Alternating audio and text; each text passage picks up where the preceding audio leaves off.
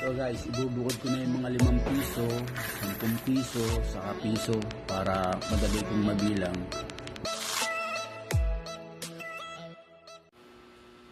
Hello guys, good morning sa inyo. Ako po Lito, si Gelocons TV.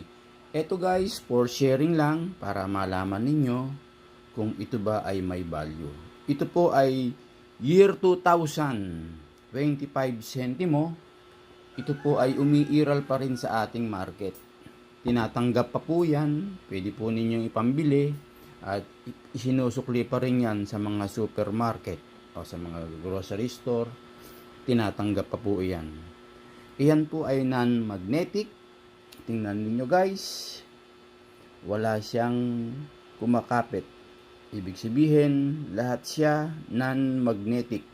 Kung makachamba kayo na merong dumikit, ibig sabihin, iyon po ay error coins. Iyon po ay magkakaroon ng value. Ito guys, lahat ito non-magnetic. May naligaw na isa. Tingnan natin kung anong year to, bakit dumikit. Oo nga, may dumikit. Tingnan natin kung anong year. Baka namali tayo ng year. Ayun guys, ang nakalagay 2009.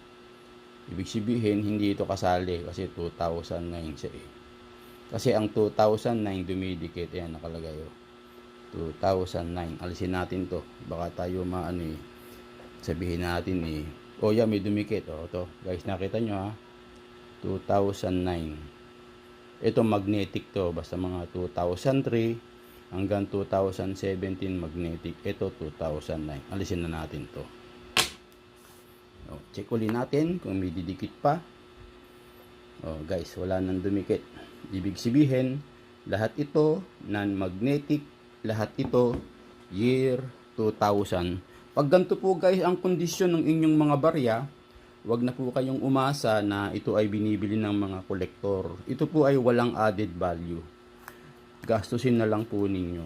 At kung sakaling meron kayong mapanood na mga content creator o mga vlogger na bumibili sila ng ganitong barya sa mataas na halaga, wag po kayong maniniwala, wala po itong added value.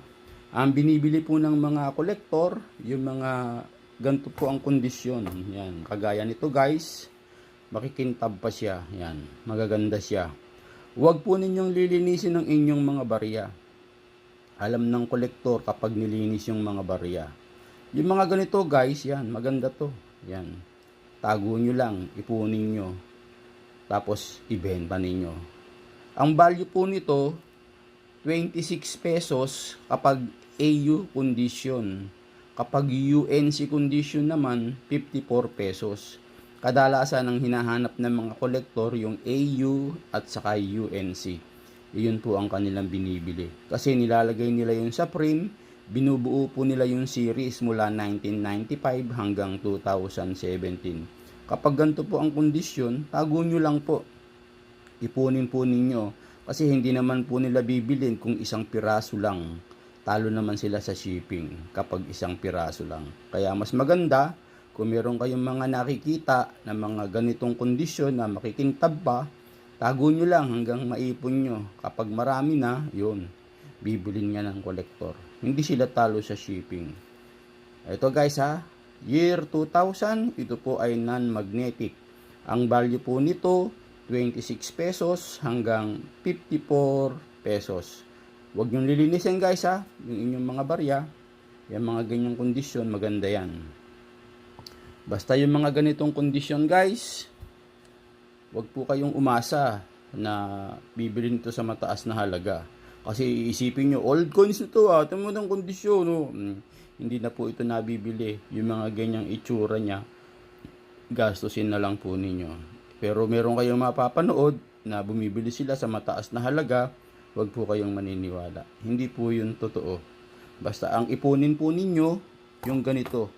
Yung ganitong kondisyon na coins yan. Ipunin nyo lang po. Yan, kagaya ko, iniipon ko siya. Yan. Pag marami na to, yan, pwede ko na siyang ibenta. Ang value nito, 26 pesos hanggang 54 pesos. Okay guys,